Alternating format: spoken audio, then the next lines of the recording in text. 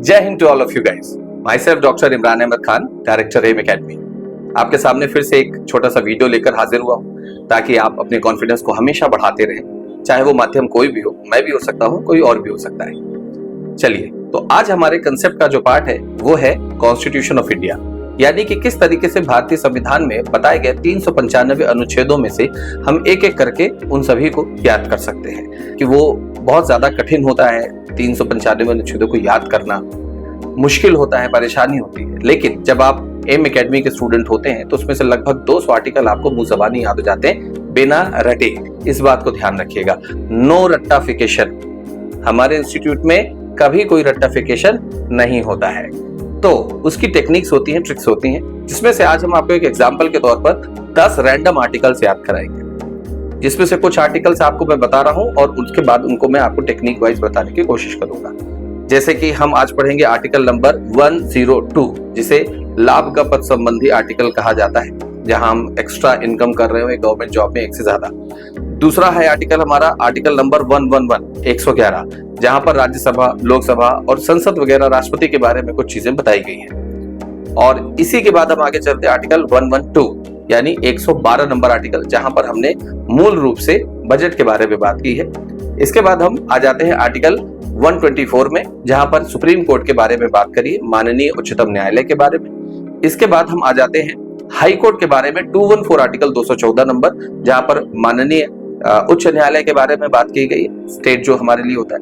इसके बाद हम आगे आएंगे आर्टिकल 143 में, जहां पर राष्ट्रपति और हमारे चीफ जस्टिस ऑफ इंडिया के पोस्ट के बीच में जो एक कनेक्टिविटी है, उसके एक अधिकार के बारे में बात की गई है।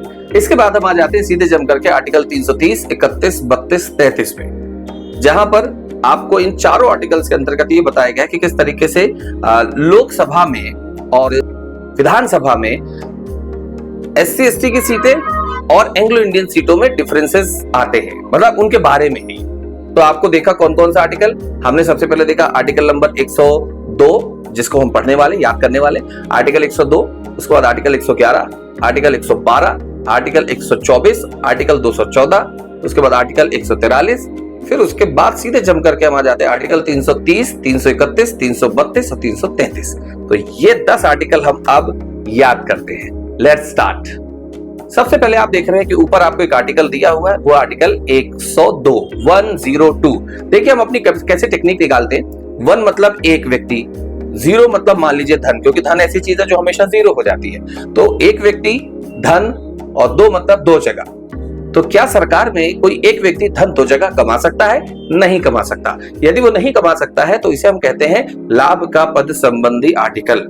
इसे भ्रष्टाचार संबंधी आर्टिकल भी कहा जाता है। तो आर्टिकल 102 आप देख रहे हैं, एक व्यक्ति धन 2 जगह नहीं कमा सकता। तो हमको याद हो गया कि आर्टिकल 102 किसके बारे में बात करता है? लाभ के पद संबंधी आर्टिकल के बारे में बात करता है, जिसे हम भ्रष्टाचार, करप्शन रिलेटेड आर्टिकल भी कह सकते हैं। अगले आर्टिकल में आते हैं आर्टिकल 111, 111।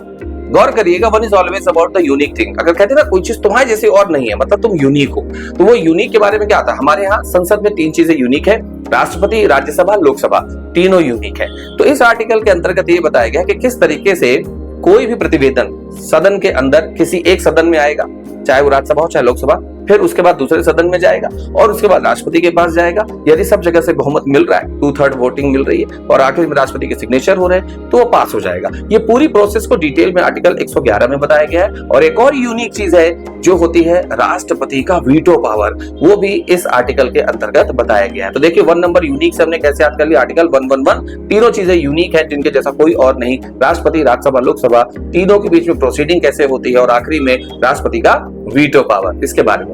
अब अगला आर्टिकल आता है आर्टिकल 112, 112 यानी 112, जिसमें हमको बताया गया है बजट के बारे में। भाई हमारे घर का बजट कैसा होता है? 1-1 रुपए जोड़कर 2 रुपए बनाना, 1-1 रुपए जोड़कर 2 रुपए बनाना, यही तो हमारे घर का बजट है। आपके हमारे माता पिता ऐसे ही तो काम करते। तो 1-1 रुपए जोड़कर 2 रुपए बनाना बजट। तो यहाँ केंद्रीय बजट यानी सेंट्रल बजट के बारे में बात की गई है। ठीक है, आगे चलते आर्टिकल 124। गौर करिए, इस नंबर में ऐसा लग रहा है जैसे कि ये कह रहा है कि 1 का 2 और 2 का 4 करना, यानी 1-2 का 4 करना। और 1-2 का 4 करना कानूनन अपराध है। और अपराध की सर्वोच्च संस्था कौन सी है?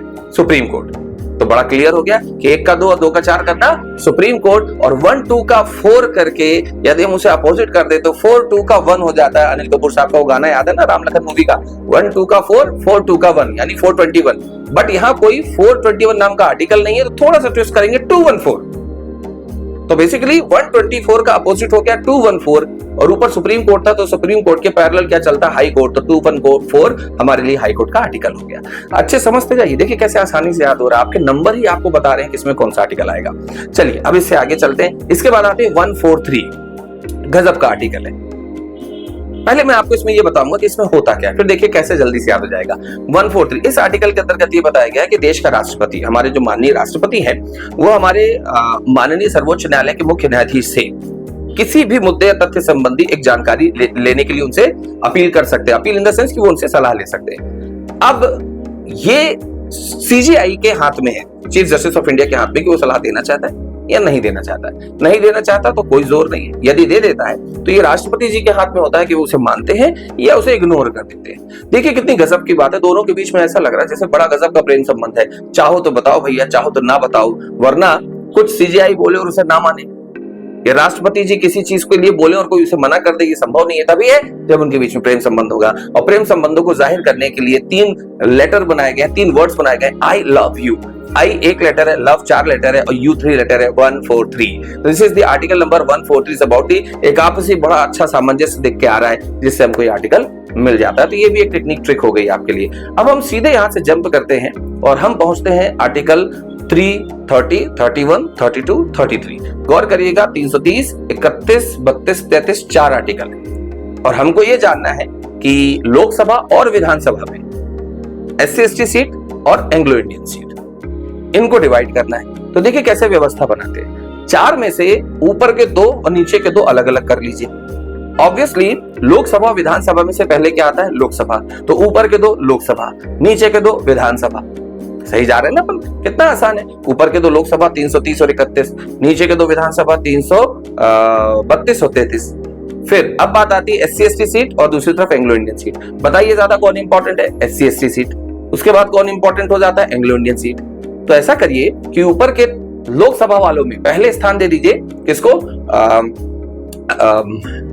SC/ST सीट को, और उसके बाद किसको दे दीजिए, एंग्लो इंडियन सीट को। तो देखिए हुआ क्या, 330 लोकसभा में SC/ST सीटों का वर्णन, 331 लोकसभा में एंग्लो इंडियन सीट का वर्णन, 332 अब विधानसभा आ गया तो विधानसभा में SC/ST सीट का वर्णन, और लास्ट विधानसभा में एंग्लो इंडियन सीट का वर्णन। तो देखिए कितनी आसानी से, अगर आपको लग रहा है तो एक बार और रिपीट कर लीजिएगा, 2x में रिपीट कर लीजिएगा, तो आपको कितनी आसानी से क्या मिल गया।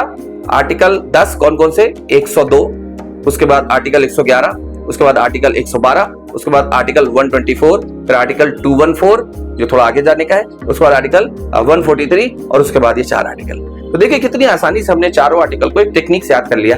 ऐसे आगे और भी आपके लिए टेक्निक्स में लाता रहूंगा, लेकिन याद रखिए फिजिकल क्लासेस जो होती हैं वो ज्यादा अच्छी होती हैं। मैं हमेशा आप सभी को आमंत्रित करता हूं कि आइए एम एकेडमी में हमारे पास अपना कुछ समय दीजिए, उस समय की कीमत हम आपको चक्रवृद्धि ब्याज के रूप में, कंपाउंड इंटरेस्ट के रूप में वापस करेंगे। सिलेक्शन कभी कठिन नहीं होता, सरकारी नौकरी नामुमकिन नहीं होती है, बस आपको मेहनत सही दिशा में करनी है।